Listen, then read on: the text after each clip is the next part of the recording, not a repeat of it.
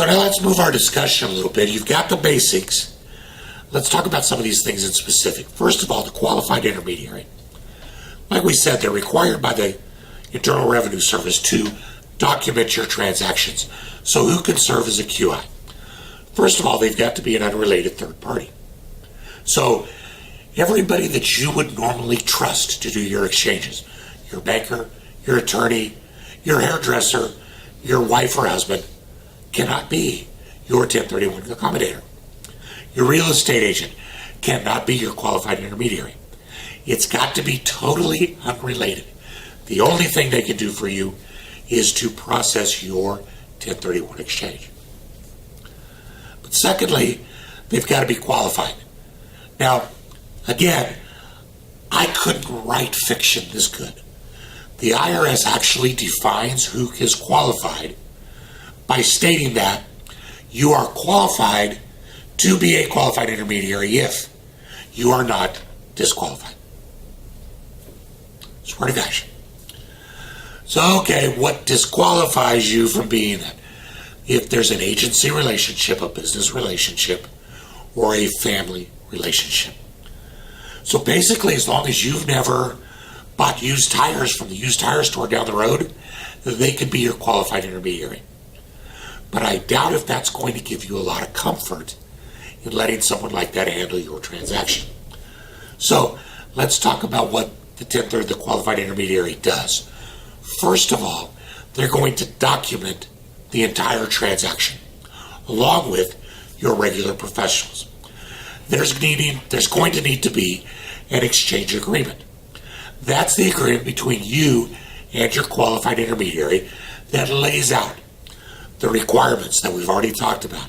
It specifies what your role is going to be, what you're going to have to do to finish the job, what the QI is going to do for you. That exchange agreement is your contract with them. Secondly, and this is very, very interesting, there has to be an assignment of rights. You're going to assign your rights to sell the property to your QI. So typically, we would always ask that if possible, you simply make your contracts assignable. Many states and jurisdictions already have state licensed contracts that have checked the boxes or default cooperation addendums for 1031 exchange. That's fine as well. But if you can simply make your contract assignable, that's fine as well. Now, if you're watching this right now, you're already under contract and you are just so excited to do your next 1031, but you realize you didn't make your contract assignable, my advice is don't stress it too much.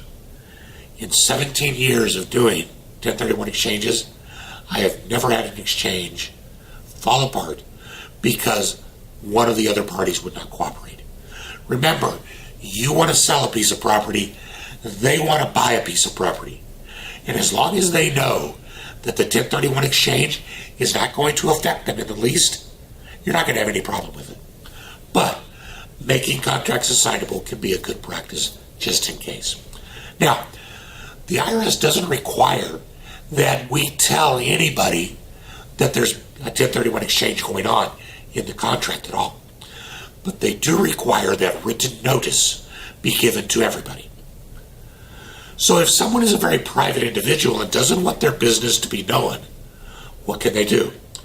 Well, the way we accomplish that is we have what is called a notice of assignment that identifies that 1031 exchange has happened.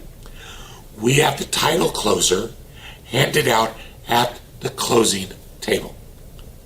So there's no advance notice, and it is handed to the other party. They don't have to sign it. The title closer is going to sign the affidavit saying that they delivered it to them.